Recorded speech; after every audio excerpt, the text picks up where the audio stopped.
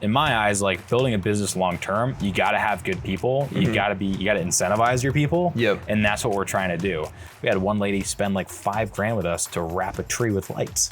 You want to trust someone, meet them face to face, build that relationship, but your website, your digital presence should also build that trust. Yep. Average order value for power washing, gutter cleaning, anything on the exterior cleaning is between $1,200 and $1,500. Okay. That's average ticket. What are you doing to grow to acquire new customers? And we work directly with corporate to do every single property throughout New England. So that was a huge win. That's crazy. That's so awesome. Yeah, we washed, I think, over 40 buildings in right around 22 days. All right, guys, welcome back to the Share Willow podcast. My name is Ryan Shank, founder of Share Willow. Super excited to be here today with Zach Rollins from Downspout. Zach. Yeah, Ryan, pleasure. Thank you so much for hosting at your office. Yeah, office. At your shop. Okay, so tell me about Downspout. I know that you had mentioned you didn't come from the trades and home services originally. How'd you get into this? Well, first started out my journey. I've been in the marine industry for almost over a decade. Well over a decade at this point. So started growing. I grew up here in Rhode Island for the most part, moved around the country a little bit, but grew up doing everything around the water. So I grew up at working in a boatyard, marina. Got my captain's license, became a 100-ton captain at a pretty young age. That's from awesome. College. Yeah, it was a ton of fun. That's really cool. Moved out to Hawaii, ran boats out there. All the while picking up, I was pretty decent with my hands because when you're in that industry, you kind of have to be. Yeah. Ran boats out in Hawaii, moved back, kept on running boats, and then eventually got into media and advertising. More of like a corporate style startup. Yep. We're doing, like I had said earlier, we're doing outdoor television, ton of fun. Great company to work for. Eventually moved away, started my own, and then with a friend of mine, sunsetted that because it didn't work out as what we intended it to be. Yeah. And then honestly just kind of fell into it. Saw the need for a company that didn't really exist here in Rhode Island. Yep. A company that, paid their guys well, treated employees. What do you guys do? What is Downspout? Well, we're a power washing company. Okay. Yeah. Power washing. So we're a power washing company, and we specialize in commercial and residential power washing. So anything on the exterior we can clean. Everything for the roof, the gutters, the siding. We do big projects, so like water towers, parking garages, big apartment complexes. How do you get up? How do you get up to water towers? Like, do you shimmy it? You shimmy up the Wait, top actually? of it? No. Oh, okay. No, you do. So there's one of two ways. You can either do, like a lot of guys do drones. Yep. And then also just a straight up boom lift.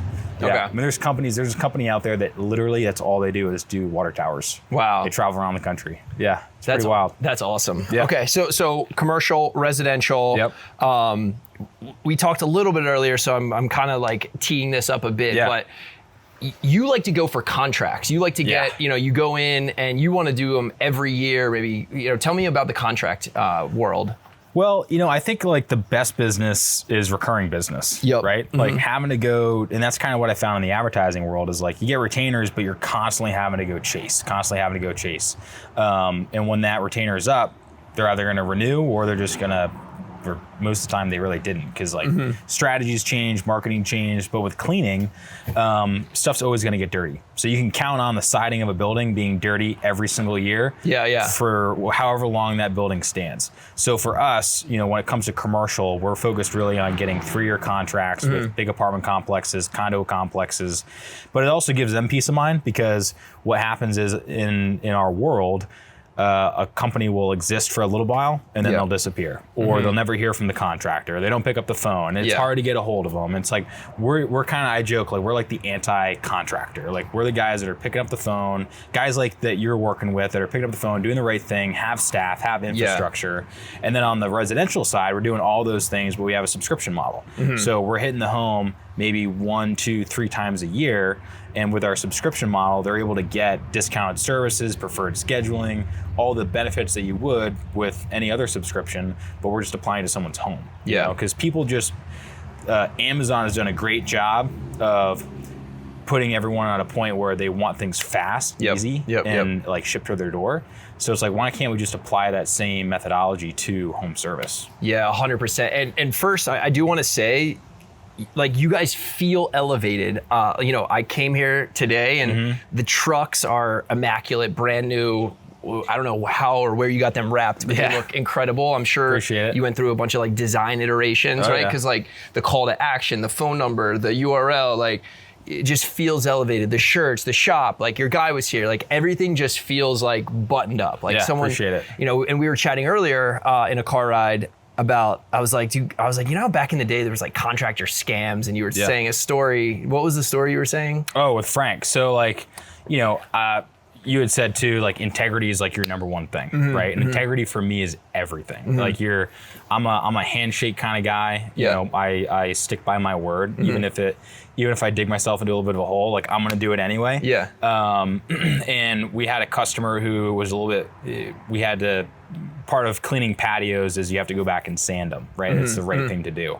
So we're going back, we're sanding his patio, and he was questioning the quality of work that we did. Meanwhile, he loved the house, how the house came out. The windows, the gutters, everything looked great. Questioning it in what way? He was just questioning because he had done his own research, you know, as homeowners do, and as they should do, right?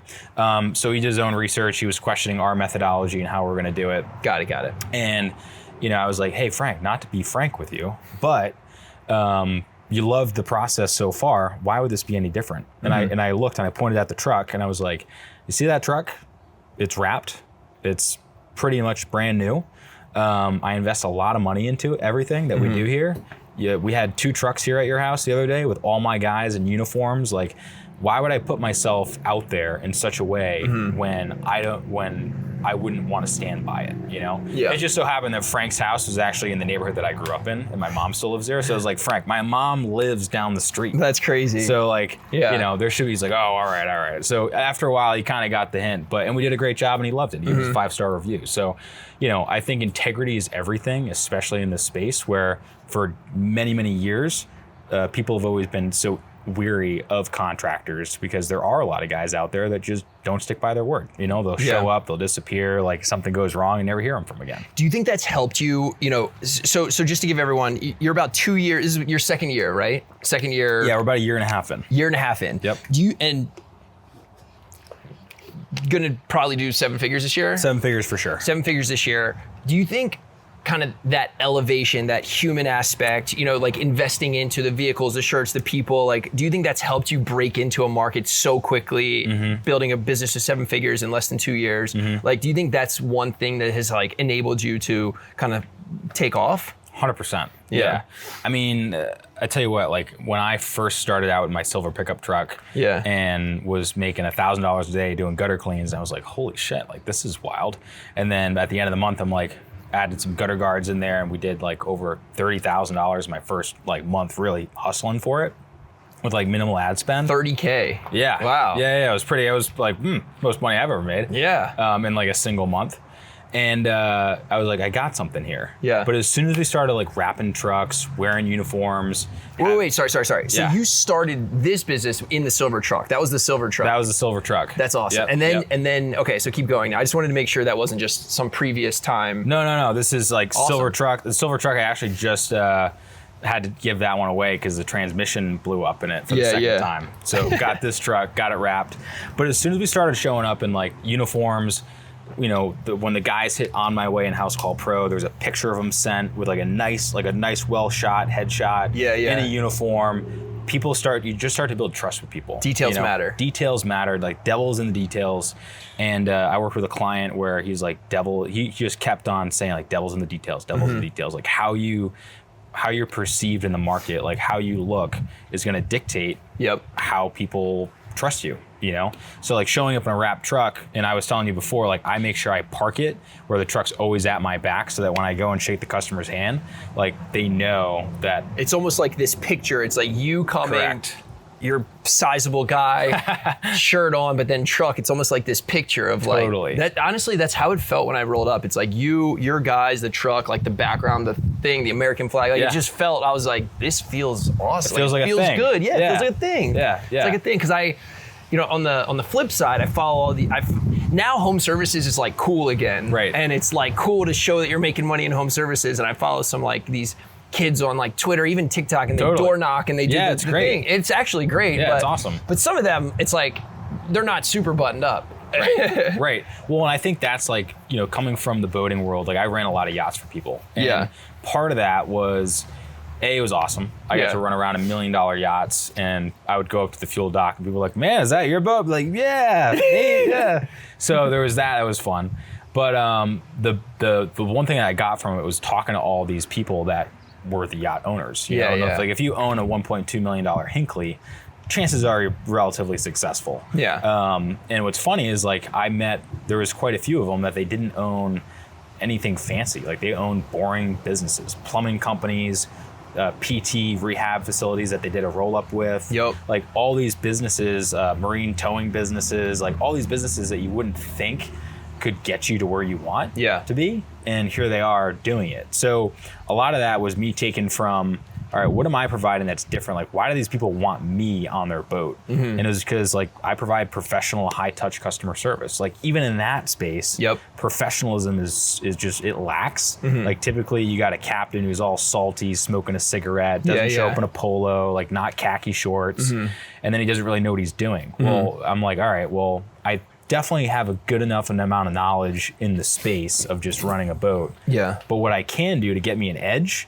is be super professional, communicate really well, have a website, have Google reviews. Like I had Google reviews on that, like when I was running boats for people. So I was like, all right, well, let's just provide high touch customer service for commercial and residential in the power washing space. And in the state of Rhode Island, like there's probably one other company that's doing that. And they do it really, really well. And they're honestly a great company. But it's like, why can't we do that and just do it better? Yeah, I love that. And we had talked earlier about, you know, I think at the end of the day, the service that you're like the actual cleaning could be, you could argue that that's commoditized. So it's like, how do you stand out and do all of these other things? And I know, you know, you had mentioned the truck at the end of the driveway. You know, you mentioned the techs and the shirts. Like how do you think about this in terms of, you know, the customer service aspect? Is it as important? Is it more important? Like tell me how you just think about the business in general, holistically. Yeah, I mean, customer service is everything. You know, I'll die on that hill. You know, do you have to know what you're doing? Absolutely. Like you can't be going to people's houses and gouging their siding and ruining concrete and doing things that you shouldn't be doing, right? I mean, we actually, one of our customers is, I don't know if I can't really say it on camera because I had to, you know, we had some NDAs, but it's all good. It was, you know, it was high profile customer over in Newport, owns a large Newport mansion. And, you know, part of the reason why we got that was because of the customer service. You know, other companies came in and they were like too afraid of it.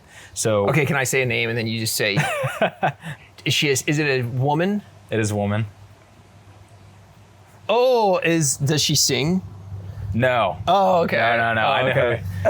It's not T Swift. Oh, that would be cool. No. Yeah, that would be cool. After this pod pops, the T Swift people will be calling because I'm sure she needs some power washing. Hey, T Swift. Yeah. Happy to do it. We're located in West Greenwich, Rhode Island. We service all of Rhode Island and Mass and Connecticut. So, but yeah. So anyway, it was like high touch customer service is everything. You know, to me, like you can be good at power washing because most customers don't know the difference between, you know, what size nozzle you're using or what sort of soap you're using. Like at the end of the day, it's water, bleach, a little bit of soap, have the right equipment to get stuff high, show up on time, like, and all the other basic stuff. Like that's the important stuff. It's like anyone can go, like you said, like there's kids on the line that are doing it, that they can go power wash a home, right? Are they gonna do as great of a job as we would? Maybe, maybe not. Yeah. But I can guarantee you our customer service is unmatched. Right. And the other thing, I think customers these days, I mean, it's not, you know, profound, but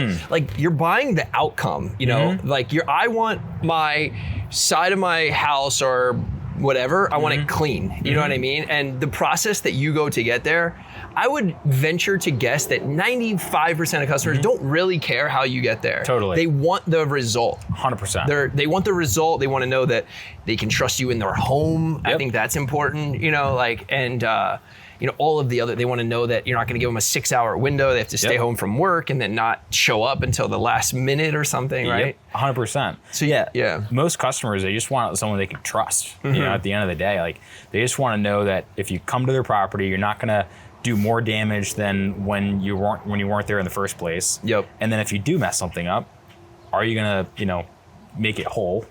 And then are you going to do a good job? Like we have it all the time. Like we'll do a good job on a house, but the customer experience is like phenomenal. Yeah. That customer, if they see like there's still a leaf on the siding or there might be a little bit of dust over here on a window, like they'll probably let it slide, right? Because chances are they were so impressed by the customer service. They're like, we love Downspout, great guys. Did they miss a tiny little speck over here? Yeah, it's not a big deal, right? Yeah. But if the customer service sucked, they're going to be like going through a fine tooth comb, making sure that everything's tip top, because then they're going to think, oh, what else did they miss? Right? So customer service to me is like above all. And I think, we're calling it customer service. I say this with our team all the time. I think it's also building relationships. I think, it's can I humanize myself that I'm Zach and I'm coming there and I'm from this town and you know who I am as a person. I'm not this random like power washing company that's like, that's a brand. People follow, I think, humans and people versus brands, And I think I say that to my team all the time. I'm like, if we can develop deep relationship with these customers, if something small goes wrong, the API breaks in our integration or something, like they're gonna be way more willing to just stick with us because they're like, that's my guy, or I know Danielle or whatever it is. People want a guy. People want a guy. I made a video the other day and I was like, it's funny getting older. I now have like, I got my haircut guy. I can just text. I got like guys for everything. I got my cleaning person. I just text. It's like awesome. I'm like, all my people are like on text message. Yeah. You got this network. Yeah. It's it's almost like this like tribe of people. Like I have a lady that cleans and does laundry for me and helps us out there. Which is, by the way, a massive unlock in life. Dude, let me tell you, can we go on a little rant here? Yeah. So like last year, I tell everyone I can about this. Yeah. Her name's Alana. Unbelievable person. You might have to gatekeep Alana though. Yeah, we can't. Well, yeah. The idea of Alana. Get yourself an Alana. So I was struggling last year to do my laundry, feed myself, because like we got to a point in the business where like there was so much work going on. Yeah. That in like we're like 10 months in, not even. So we're figuring out trucks, we're trying to figure out routing, scheduling, phone, everything. It gets overwhelming. But then you forget like all the basic life necessities that need to go on. Like I haven't changed my underwear in 4 days. Like what's my pillows are dirty. Yeah, my pillows are dirty. So I went to the laundromat down the street. I was like, hey, I just need like, what's wash and fold cost? Yeah. Like, it's like, I think it was like $25 for like whatever the per pound thing was. I don't have a lot of laundry. And I'm like, oh, here you go. Yeah. Like, absolutely. There's 2 hours back. 2 hours back, right? Like Alex Ramosi did a great thing. He's like, for $1,500, you could basically buy like, it was something around like 90 hours a year or something like that back. I can't remember exactly. It's interesting thinking of it like summed up like that. Right, when you sum it up, because then you look at it, you're like, all right, well, what's my time worth? Yeah, of course. So I can either use that 2 hours on a Sunday to go actually enjoy my Sunday, or do fun stuff like this, or sit inside and fold laundry all day. Why would I do that? Anyway, massive unlock doing that. Like cleaning and laundry. Yeah. But now, that's the thing, like we were talking earlier, I think, you're in, call it your second year, haven't even hit 2 years yet, but you're going to be someone's guy, or not even just their personal guy, because hopefully they have you on recurring, but like you might be someone that like, tells a property management company that maybe just sold a piece of real estate, like, oh, when you need this, like this is our guy. Right. Like you're going to be someone's guy, or your GM will be someone's guy. Yeah. And I think, so you said you're going to hit 7 figures this year, but we talked a little bit earlier as well about, once you get into year 3, 4, 5, you're going to start having this recurring revenue from people that found you as their first year. Like, talk to me about how you think of the business in like a compounding way. How do you get yourself to $10 million? That's a great question. Yeah. That's a really great question. So I kind of see it as a few different ways of doing that. I think opening more locations is definitely on our roadmap.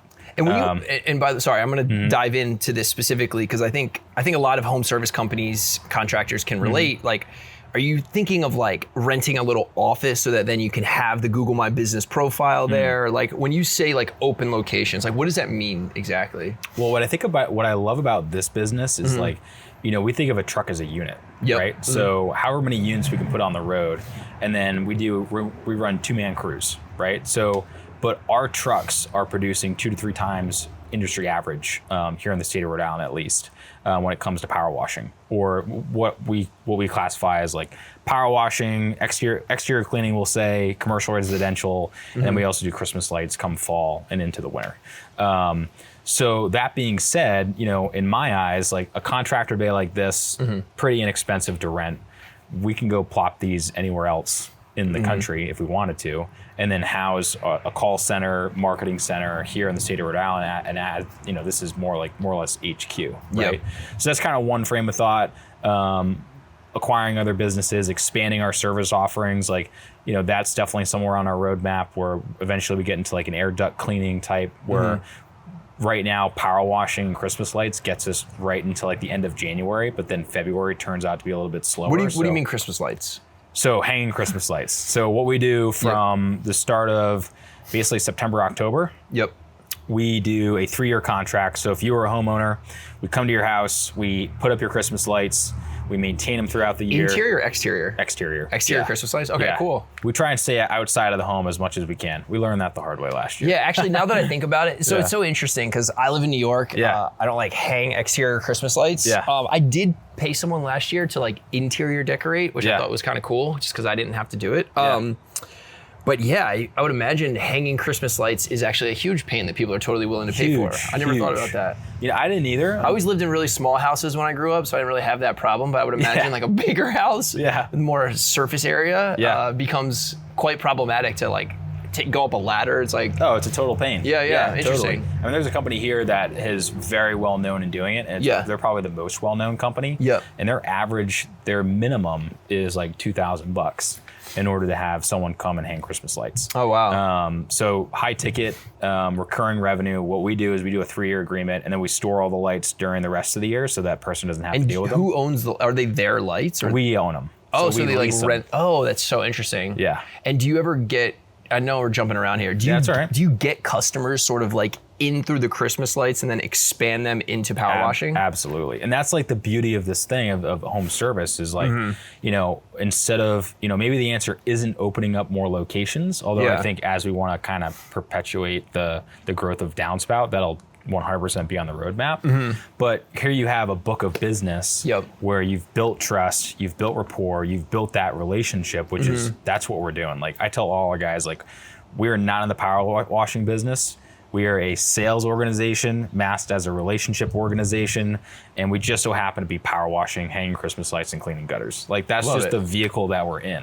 But if you wanted to also add in like, all right, well, let's buy a van and we'll do some air duct cleaning and dry vent cleaning. We have the book of business, we have the customers. We use, our reactivation campaigns all the time, typically almost once a month we'll reactivate, and the amount of business we get just from that reactivation is pretty substantial. And what tool are you using for that? So we use House Call Pro for all of our forward facing, so invoicing, estimation, stuff like that, which is why we are easily integrating with you guys.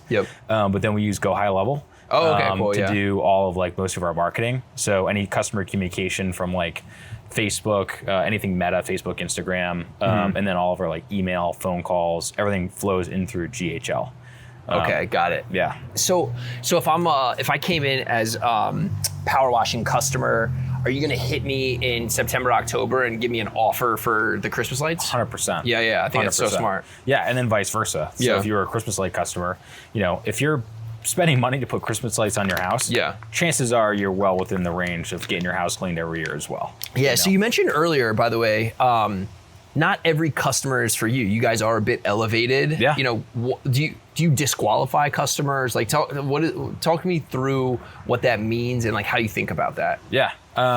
So for us, like we are a value-based company. Like we value our employees, so like all of our guys are actually all the main guys are salaried year round. Wow. So like we're not laying people off in the winter, and I take pride in that because there's a lot of companies out there that will just lay guys off, and they don't see this as being a potential career. But the way we see it is we can build a business that guys can come in here, make a good living, like go apply for a mortgage and have a house living here in Rhode Island, and have a career with us. Because in my eyes, like building a business long term, you got to have good people. You got to incentivize your people. And that's what we're trying to do. So back to being more of a high value brand, like in order to do that, we need good people to execute that. But I also tell our customers that I'm like, hey, like, that's okay if you're fixated on price. I use a great Alex Hormozy. I love Alex Hormozy. He goes, if we were both this X customer, if they'll tell me like what company they're using instead, like who we're being pinned up against, and I go, if it was between me and this guy, prices were the same, who would you go with? 9 times out of 10, they're like, oh, I go with you. I'm like, right, you buy off of value, right? He's like, yeah. It's like, okay, so what's the question here, right? If it's really price, that's fine. We don't necessarily need you as a customer. We got plenty of customers. But if you really want to go with value, you want to like secure a good company that's going to actually go to war with you and go to bat for you, then that's us. But if you're not into that, that's okay. Love it. Love it. Yeah. I love the Alex Hormozy content. It seems like we're following a lot of the same content because again, I was at a conference and Tommy Mello was speaking and he says something similar. He's like, look, same thing. He's like, we have all the trucks and the shirts and all of the stuff. And he doesn't think of himself as the cheapest garage door installers. And he also thinks, one of the things that he said that resonated with me was, he goes into someone's home and like, I think you have to have like almost empathy for what you're doing. He was saying like the garage door is where most people actually enter their home. It's actually super important. Like you don't want it to be so loud that the kid's bedroom above wakes up every time. Right. Or if there's like a gap at the bottom, bugs and like cool air is coming in during the wintertime. And usually there's a refrigerator in the garage that people come out to and you don't want it to be all, so thinking of it in that way, and it's like, we're gonna transform this space right there. Thinking of it almost like that versus like, with you guys, so I'm just like cleaning the outside, but it's like, no, you're actually like making their home something that their kids, they get dropped off at every single day, more prideful, and it like, it pops, and maybe there's pictures of prom in front of it, like these life moments and memories. Like you're like enhancing those and like making them become like these magic moments for them. Well, what did Tommy say? He says it's like the garage door is a smile of your home. Oh, wow, you even know that. Okay. Oh, I'm a big time guy. And that's part of the reason like we got involved with you guys and like incentive-based, performance-based pay. Right? But yeah, Tommy Mello, I mean, it's funny, like coming from the marine world and being on a boat, when you're on a boat offshore, when something breaks and you need that something, your life becomes incredibly inconvenient very fast, right? That's interesting. Like if your compass goes out, well, or your something and your electronics goes out, you're hurting. Like it's kind of sucks, right? Yeah, I never thought this like the pure. It's funny. Even when I was coming here, the Uber wasn't accepting. Oh no! So I was like, I don't know what to do. Right. I was like, I'm kind of stuck. Yeah, you should just call me. I would come grab you. I was like, I don't really know what to do when I can't get a car like that. Right. The inconvenience, I mean, it's not as bad as being out on water or anyone else's inconvenience, but like I did feel the pain point for a second. Right, it kind of stinks, right? Yeah, you're like.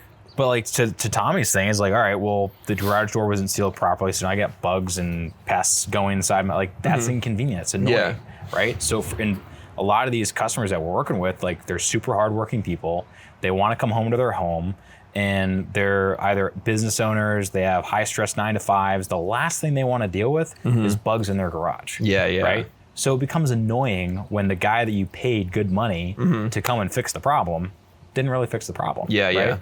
So for us, like I kind of been toying around with different phrases and like how to really kind of holistically bring everything together. And it's the one that I've been toying with is like your space, cleaned. Right? Like, I like that. That's what we're doing. Like whether it's if eventually we go into like dryer vents and duct cleaning, like we got to clean them. The outside of the home, the patio, the deck, the siding, the windows, the roof, like we can clean it, because people take pride in their home, as you said. And like at the end of the day, you're selling a feeling. You know? Like you said, if like your kids are taking pictures in front of for prom or for Christmas and it's all lit up and beautiful. Like that's a cool feeling. There's a reason why people will spend. We had one lady spend like $5,000 with us to wrap a tree with lights for 3 months out of the year. You know what's interesting too? Sorry, I'm just getting so many like ideas. Like, firstly, I think maybe back in the day, it's like, why would I get, not that many people see the house, but now, especially with photos and like social media and everything, I was watching this one video the other day and this lady was like cooking, and I guess like next to her kitchen, like the oil was splattered all over, and everyone in the comments was like, dogging her for it looking bad. Yeah. But it's like, imagine you're posting photos and your house is just like dirty. Right. Like, so many more eyeballs are actually on this stuff now than they used to be because like everyone's taking photos, everyone's, you know, if they have kids, their kids are posting TikToks everywhere and with that in the background. And it's like this piece of pride that you have and you have your home here. And it's like, why not go the extra mile and keep your space cleaned? Totally. 100%. Yeah, that's hot. I like that. Well, you know, I have a guy when I first started who I'll go to for advice every now and again. And super successful, has a marine service company here in the state with multiple locations throughout New England. And the one thing he said, he's like, no matter what, know that it's all about optics, right? Yeah, interesting. How people perceive the company is going to determine the success, you know? And I think there's some vanity behind that.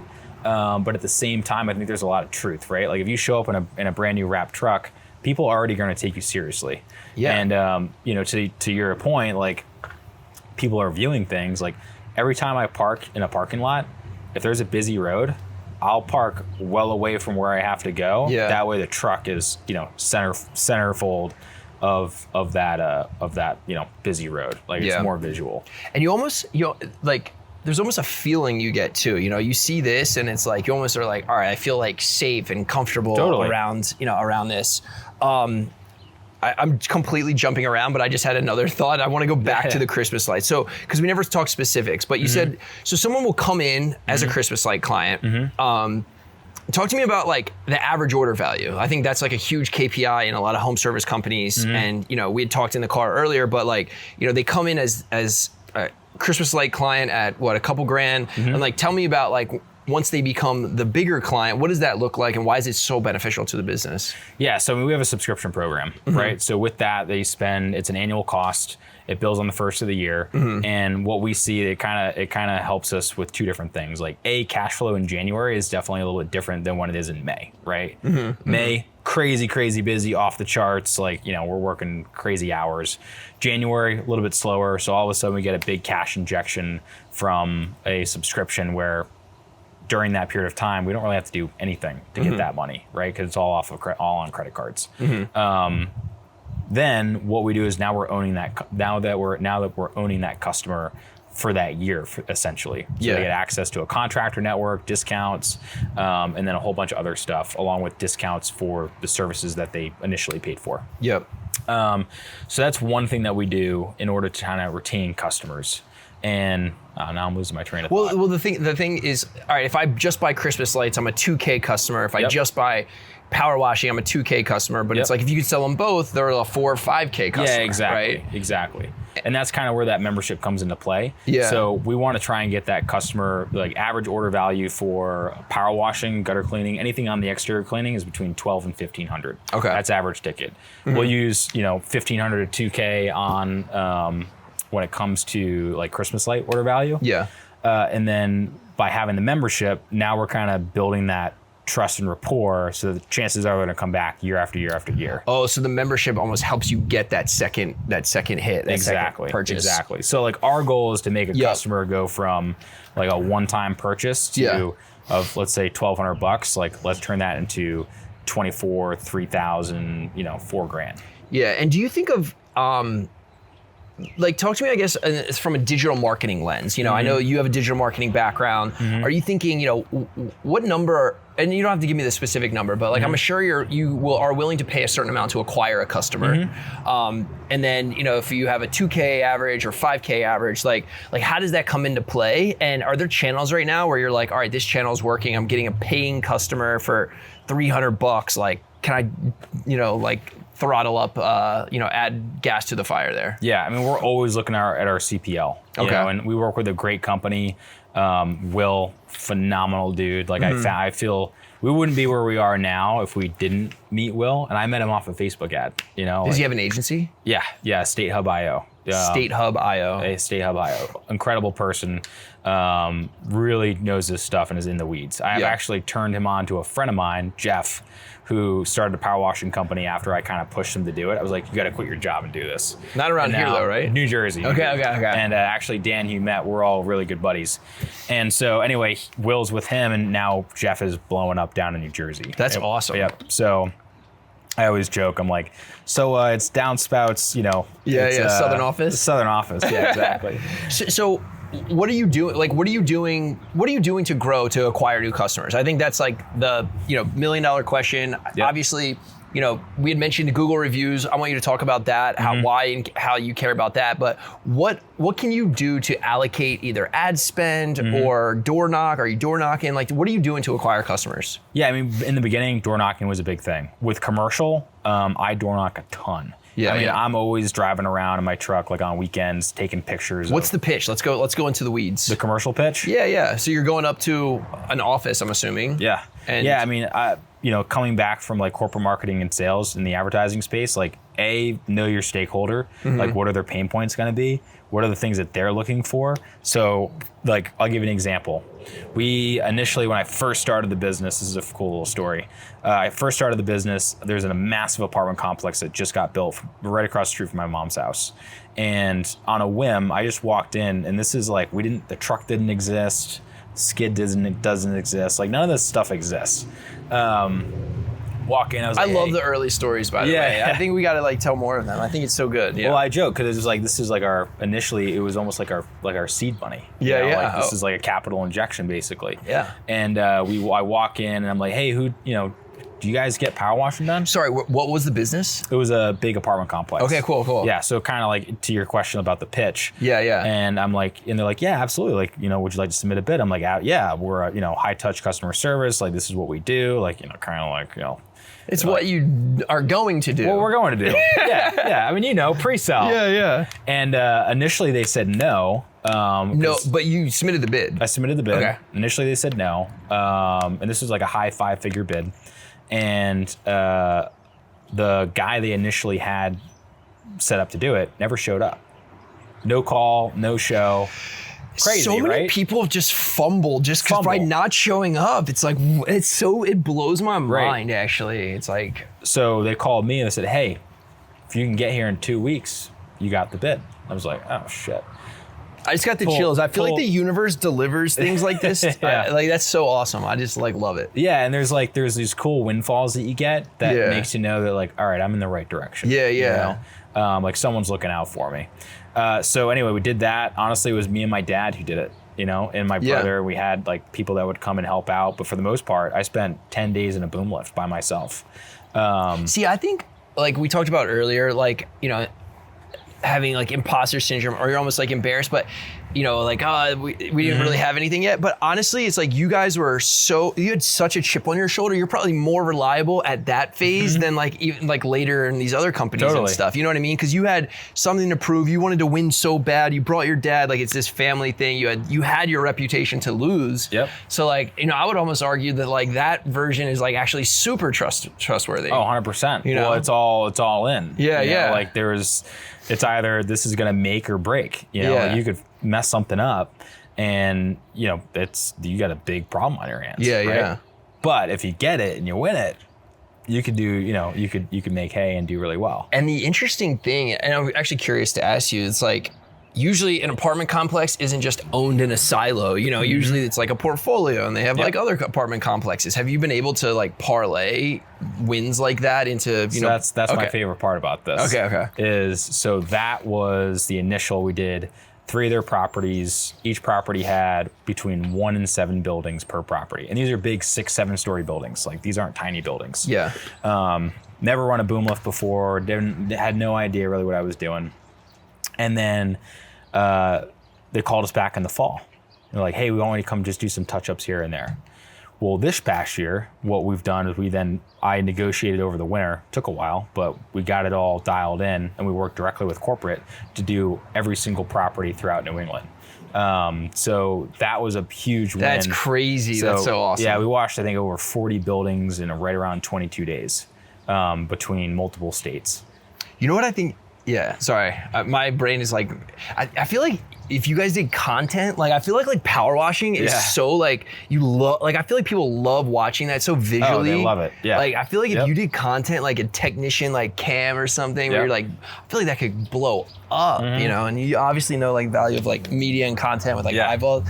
anyway, that was super unrelated to what you were just saying. I just was thinking about it as you're at all those different buildings around New England. Like you're in these places, and the fact that you're doing so much is like, that's incredible. Yeah, I mean, we've been getting better at content. My buddy Tyler, who I worked with on another project before, we did a ton of content together. Yeah. Like we're thinking about even starting another, like I had a podcast. We'd like to do like a podcast around the home service space, just with the network of people that we have here in Rhode Island. So there's some things in the works, but you know, we're blocking and tackling challenges every day. That's it's like not like you just have it just gets hard. Gaps of time that you don't know what to do with. Exactly. Yeah. Okay, so where do you want to get to? So you want to expand out in Rhode Island, but do you think of it as like a city by city launch? Like, do you go to like Newport? Are you in Newport now? I mean, we service Newport. Okay. Like Rhode Island's a great state because everything is between 20 and 45 minutes away. Oh, it's that small. Yeah, so it's that small, Okay, but population density is really, really tight. Got it. I mean, we're out in West Greenwich right now, so everything's a little bit more dispersed. But once you get into like North Kingstown, South Kingstown, Newport, Providence area, like there's a ton of wealth in Rhode Island because a lot of people from New York and Connecticut are starting to kind of matriculate down here. Yeah. But there's also a lot of density. So in terms of routing trucks, like you can do a lot of damage with a handful of trucks. Yeah, that's awesome. That's because huge. things are pretty tight, you know? Yeah, I was gonna say that's probably an advantage over, like we talked about Florida. We have a lot of customers in Florida, and like they have to kind of serve it. Like even like Orlando is kind of huge. Like if you think of like the Orlando area, and they have to go so far for jobs, whereas like you might be able to bang out 5 jobs within like a mile radius. Yeah, exactly. Right, and that could be a whole day's worth of work. Yeah. How do you think about like route optimization, kind of planning for your guys? Like what is like the day-to-day of the guy? Like are you dispatching them just in-house call pro, and then do they show up at the shop? Like what does the day-to-day look like for the actual like crews? What do you call them with the trucks? Crews? Yeah. Okay. Yeah. I mean, any given time, we're typically between 4 and 5 weeks out from doing any sort of job for anyone. So if someone calls you, okay, I have another question then. Yeah. Sorry, I'm jumping around. Yeah. The other guy that I just interviewed, he was talking about there's like a balance of crews and availability, and it's like it's so hard. It's like I either have too many leads and I don't have the people. I'm booked out 5 weeks. Yep. But it's like if you're booked out 5 weeks and it's like July 5th now, that's like past that's like in what? We're booking the first week of August. Yeah, that's like in August. You probably might lose some people, right? Yeah, and that's been the hard part. Like especially this year with 2 trucks, where last year it was, we ended up having our second truck, but it was at a point where, we're transitioning more into that like Christmas late fall season. So it actually worked out in our favor because that truck didn't have some of the equipment that we have now. So therefore it worked in our favor.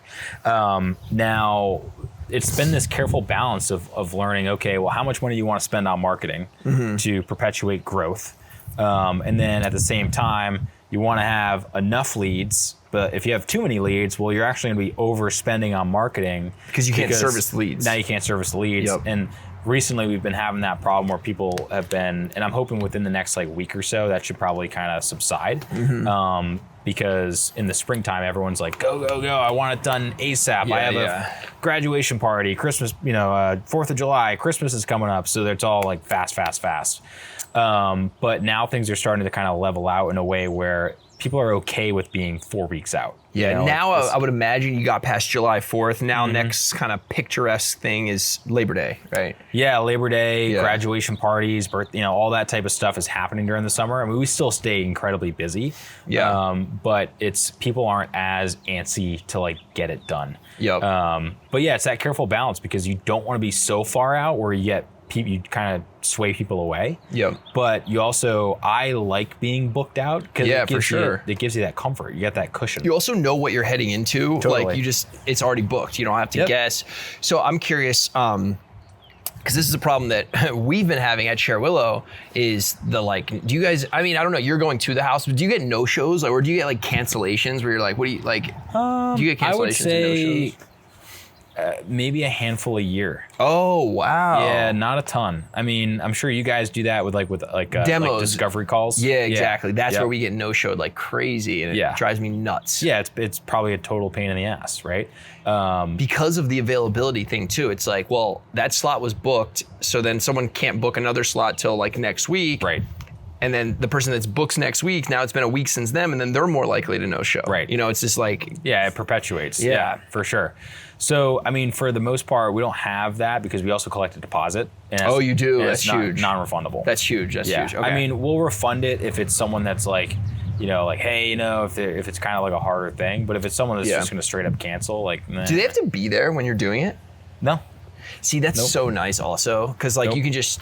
It's like if I was just thinking, like if I booked it, I don't really have to do anything else. It's like, you know what I mean? Yeah, we've awesome. We've booked work where we've never met the person ever that owned it. Like we've shown up, did the estimate, communicated everything through House Call Pro, took pictures, documented it, sent the pictures over to the customer once we were done. Yeah. They paid us via credit card, never met the guy. See, like as much as we talked about, I like that experience as a customer because like it got done. Like we were talking about, the outcome happened. Yep. Right. The outcome happened. Especially if I'm just like maybe busy running around. Like I know I need this done. Yeah, that's super nice. And then also I think that maybe makes the case for why you need to be trusted. Also, it's like, dude, I literally took the words out of my mouth. Yeah. Like you want to trust someone. Meet them face to face, build that relationship, but your website, your digital presence should also build that trust. Yep. Because if they see guys in wrap trucks with a nice website, good communication, chances are they're going to believe that you're going to show up at their house. Yeah. And even if they're not there, and you're going to do a good job, even if they're not there. Yep. You know, they got, you know, we're almost at 200 plus 5-star reviews at this point, and it's like, well, chances are they're going to do a pretty good job. Right? Yeah. So building trust on just as much trust digitally as we can in person too. How'd you get 200 5-star reviews? That's crazy. I think we got our 180th, so we're on track for 200. We want to hit 250 by the end of the year. So you track it, like you look at it closely. It's a big metric for us. Okay. Yeah, like so we actually pay. We call it tip your tech. Now I feel like I'm gonna give something away here, some little juice, but that's all right. So we call it tip your tech. So basically, when we get done with a job, we'll tell the customer like, hey, you know, if you want us to. Oh, that's how they tip them. Exactly.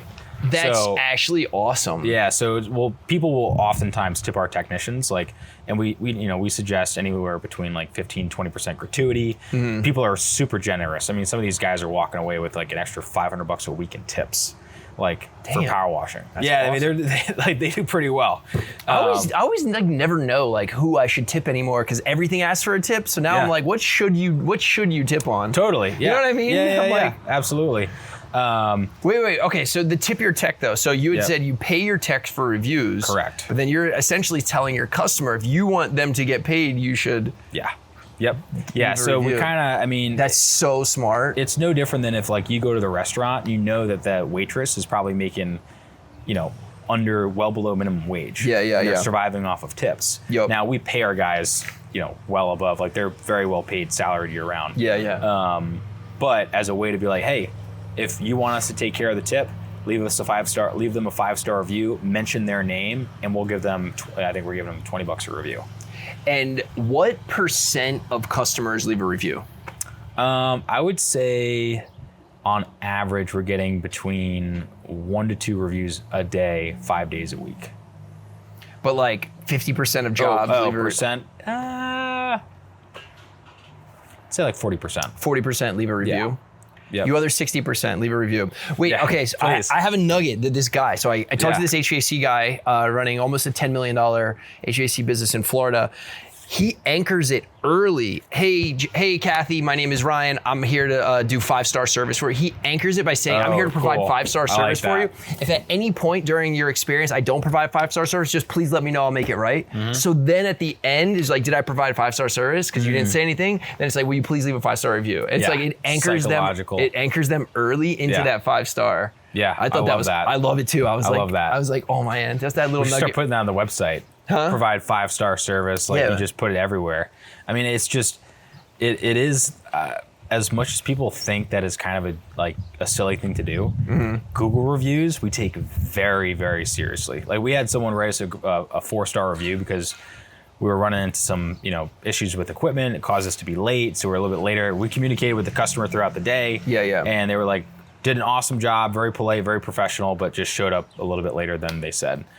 And I called her up. I was like, hey, we take this very seriously. Like, what can we do to get that changed? Like, I'm happy to come out and provide free service. Like, what is it that we can do? And we never heard back from her, but like Google reviews are really like a lifeblood, of modern day business, especially in this industry.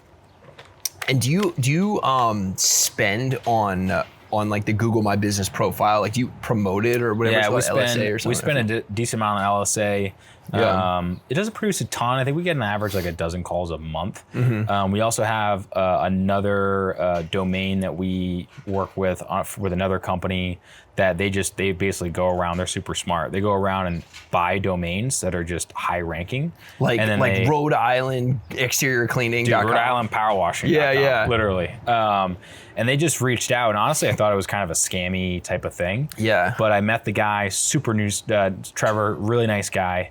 And he was explaining to me what he's done with other companies. I've actually done that before in the past. You have? Personally, yeah. I own like NewYorkPlumbers.com. Do you really? Yeah, and the whole thing, so I've done this for like 10 years. No one's even buying the calls now, but basically, it would basically just be a phone number call to action. And then I would get someone on the back end and be like, hey, I'm gonna drive you inbound phone calls. People are going to this. I'm gonna charge you $20 per call over 60 seconds. So it was a pay per call model. Okay. But I did that with a bunch of different locations. And Did it work? Yeah. The thing is, you have to like get the postcard from the Google My, and you have to build it up over time. So I set it up for a bunch of different cities and a bunch of different industries. And then once they started getting calls, then I would cold call a bunch of people. And then, be like, hey, and since it's performance based, people were willing to like try it out. Right. But yeah, it like worked in like, it's kind of a pain in the ass because then they want to like dispute like, oh, that was a bad call. Right. But it worked in small scale. So I know exactly what you're talking about. Yeah, I mean, they crush it. And what's cool is they have it all. They do it all through GHL. I'm almost positive.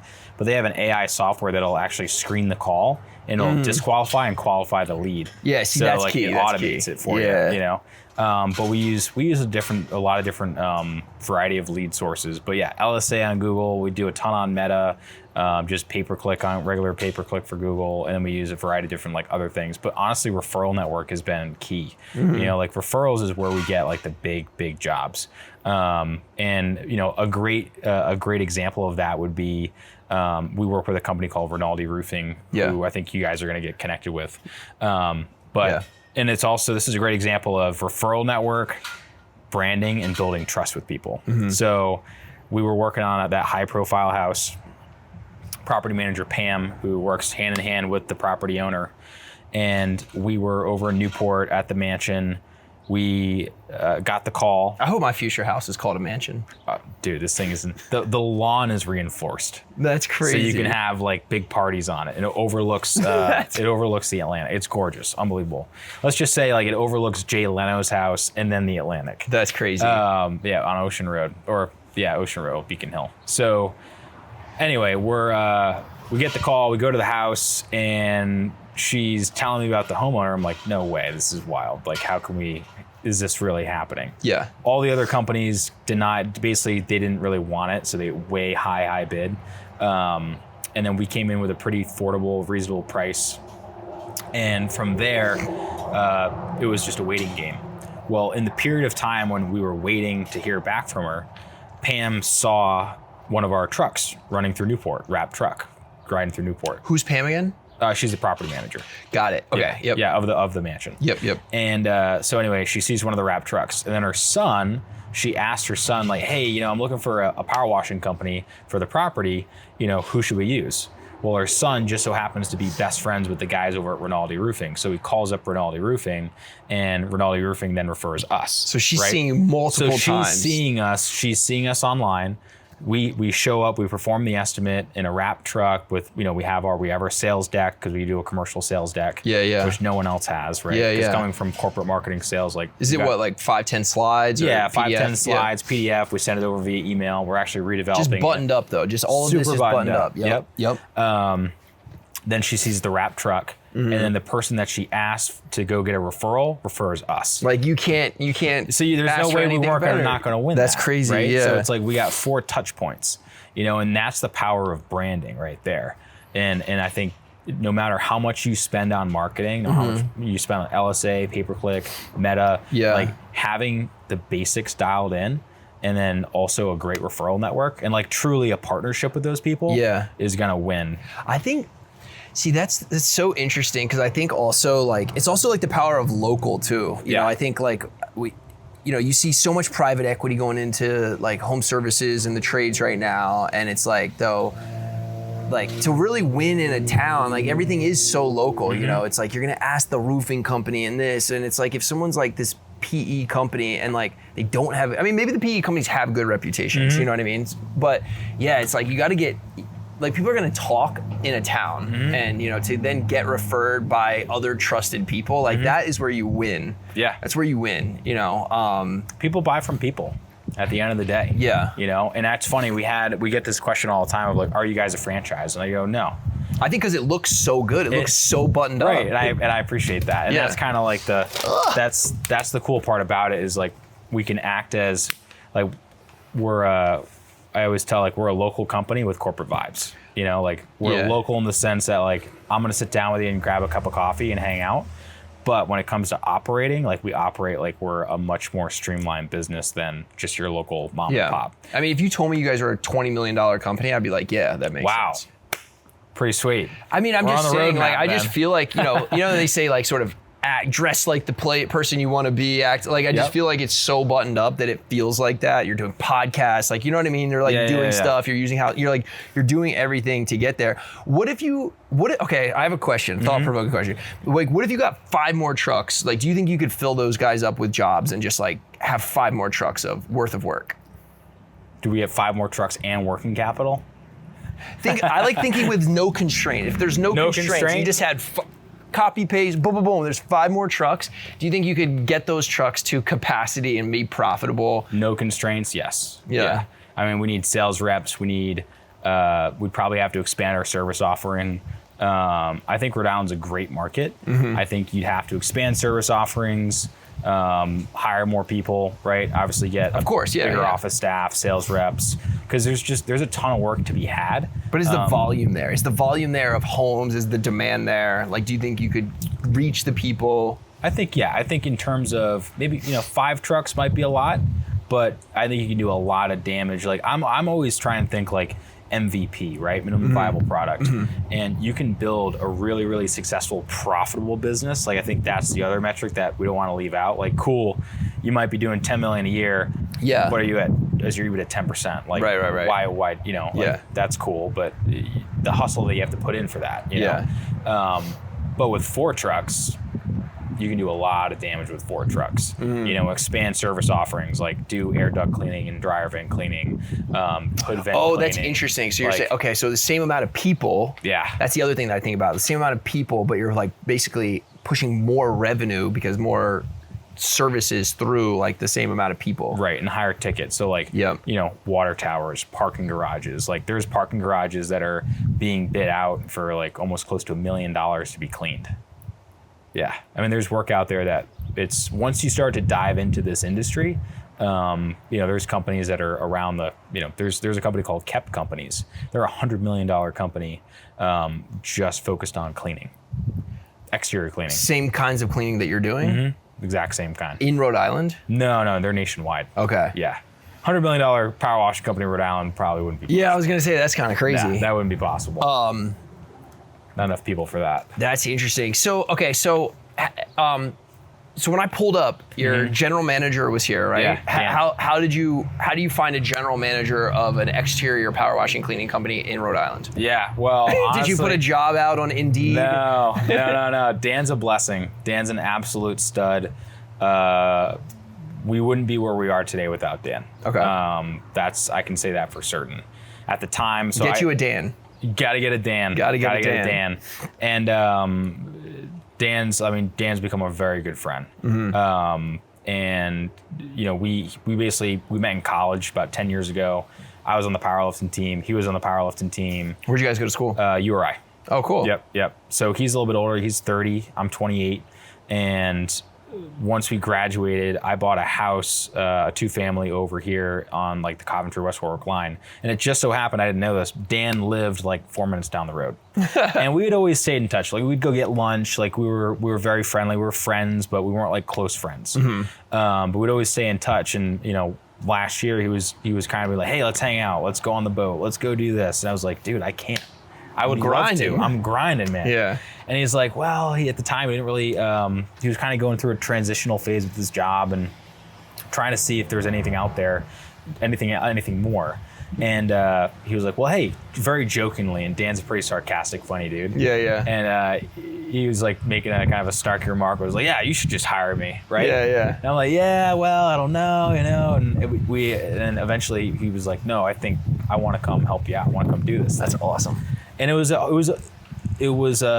easy decision and it was a hard decision at the same time. It was an easy decision because I genuinely really loved Dan and I thought he would be an incredible asset. But being so new in business, I was questioning if the business was capable of like providing myself, Dan, the guys. Like, are we at that like absorbing stage? like that salary? Yeah, like are we there yet? Yeah, for sure. And so I was like, you know what? If we want to get there, then we'll have to be there. We brought on Dan, and it was the best decision in the world. I kind of like when you sort of have the pressure. That's what I was saying. Like back against the wall. Back against the wall. It's like, all right, like balls in my court to figure it out. Totally. I love that. Well, I told you earlier, like when we first kind of met up, it was when the decision to really kind of go full bore into the business. I had booked like 40 grand worth of work over the wintertime. Yeah. And it was like March, I was going to start executing on work. I didn't have the equipment, I didn't have the truck, I didn't have it. It was like none of that, right? And a friend of mine, a really great friend of mine, loaned me the money to buy the skid, and it was go time. But all the while, Ryan, like I literally thought that because we had taken deposits, as in me, had taken deposits of all the work, 20%, because I was like, well, I need cash right now. So I keep funding this thing and keep, trying to get more work in the door. So at one point in time, I had kind of convinced myself, like you talk about imposter syndrome, like I'd kind of convinced myself like, shit, did I steal all this money from people? Like, am I going to be able to go and get the equipment to do the work, to do it the right way that I want to do it? Yeah. Like maybe I just stole all these people's money. And it all kind of came together and went great, and we're on an awesome trajectory. But there was definitely a moment of time where it's like back against the wall, got to figure it out.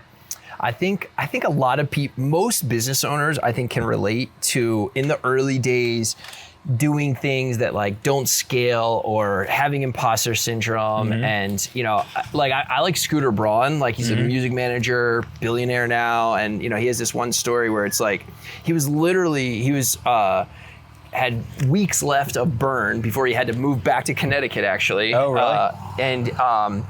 He was in Georgia. He had flown like Bieber down, but they hadn't hit yet. No record labels would like sign him. And then like in the last hour, like Asher Roth, who he had signed, hit I Love College, which was like a big. And he said he got $100 grand advance from that, parlayed that into Bieber, and went on to have this wild success story. But he was like, dude, I don't know what I'm doing. I just flew this kid from Canada that I kind of went to Canada, found, and it's like you made this bet on yourself. But they say like success and failure are like next door neighbors. Like if he had given up when success was just on the other side of that door, you know what I mean? And then it's like he never would have had that massive run with everything he did in the music industry. Right. Which is crazy. Well, it's only until you look back where you can connect the dots. Like it's so hard to look forward and be like, oh, is this going to work out? And there's definitely moments where it's like, is this going to work out? It's like, shit, well, I don't know. Just keep on chugging. But it's that picture of like that, there's like one guy above, with like in the diamond mine, I know exactly, and he has it. That's exactly what I was thinking. Right there. And it's like, dude, if he didn't do those last hits to then get it, he could have just given up, and he never would have succeeded. Right.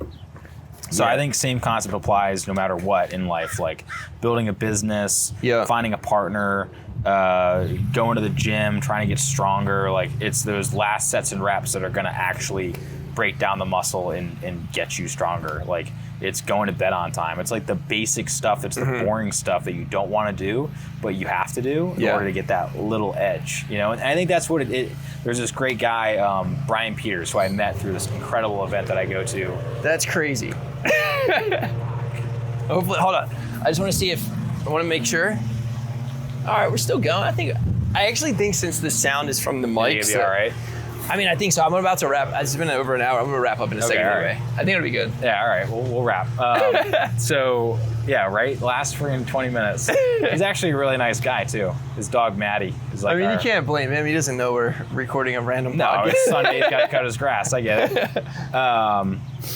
So anyway, there's this guy, Brian Peters. He has a podcast called Chasing Edges, former NFL veteran. Like, I got involved with this incredible group of people, part of Sornix exercise equipment down in South Carolina. And go to this event called Winter Strong every year. And I met Brian, and it's all about chasing edges, like those little things that you have to do in order to make yourself a little bit more potent in whatever market or whatever you're trying to do. There's a book called The Slight Edge. Okay, I haven't read that one. It's like iconic, and it's basically, it kind of is based on the compound effect. Okay. Where it's like, hey, can I just get 1% better, you know? Yeah. But it sounds very similar. I'm gonna look that up. Yeah, I mean, it's a great podcast. I don't know if he does it anymore, but you know, one of my favorite quotes that I've gotten from him, I don't know if he said it, was, you know, don't complain about the food on your plate if the goal was to eat. Yeah, I love and that lives rent free in my brain. That's so good. Yeah. All right. So wrapping up, who are you following? What's some content that you're consuming? I got in your truck and you were listening to How I Built This. You mentioned you listen to Founders. Like what are you consuming right now in terms of content? Yeah, I mean, How I Built This, Guy Raz, like unbelievable. Always listen to that. Been listening to that forever. Yep. The one with Southwest, Herb Keller, like that one's probably one of my favorite episodes, just starting Southwest Airlines. Founders podcast, a friend of mine, Michael, he and I will actually, he's a big entrepreneur, like super successful. We always send episodes to each other. Yeah. But the Raising Cane's one with Todd Graves, that one's probably my favorite.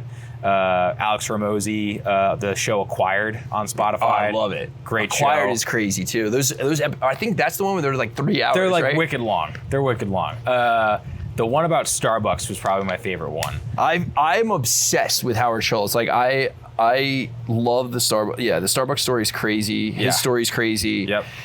Dude, like the Bill Gates dad coming in and telling wild. the other investor, or telling the like, that is crazy. Crazy. Yeah. Yeah. And then I think like tactical stuff, like. Do you listen to My First Million? I have. Yeah. Yep. He has an awesome story. What's his name again? Sam Parr. Yeah, Sam Parr. He has an awesome story about starting. What was it? Was HubSpot or Morning Brew? No. The Hustle. The Hustle, which sold to HubSpot. That whole sold to HubSpot. Yep. Yeah, Sam Parr. He has a cool story. Let's see, Alex Ramosi, Tommy Mello. I mean, he's probably my favorite. He's so matter of fact, but he's brilliant in the way he executes. And then some of the books that I love, like Rich Dad Poor Dad was a great one. I'm just finishing up Profit First, which is. Does it have an orange cover? Profit First. I'm listening to it on Audible. So, but I've heard of that. But that one's a good one, just about how to better manage cash flow. Okay. That's something that I want to get better at. Is just managing finances and just being able to make better informed decisions. I mean, I think I do a pretty damn good job right now, but like if I can get better at it, that's one thing I want to kind of chase an edge in. Yep. And then I'm trying to think of the other folks. But yeah, always my brother's an entrepreneur as well, and we're always sending each other, podcasts, snippets, like. And then you get into hardcore stuff like just like the motivational type things. Yeah. Jocko has always been a great guy to listen to. So, yeah, I don't know. So you're dialed in. I can tell you're dialed in, building the business 7 days a week, like consuming stuff, just like the right mindset. Sounds like you're this is doing all we things do. Right. Yeah. Well, thank you so much for having me here. Yeah, man. I appreciate it. Where can everyone find you? Instagram handle is downspout_RI, and then my handle is Captain_Zachariah_Rollins on Instagram. Cool. So, and we'll have it all in the show notes and everything. But thank you so much for having us here at your shop in Rhode Island. This is awesome. Yeah, thank you so much. Yeah, let's go.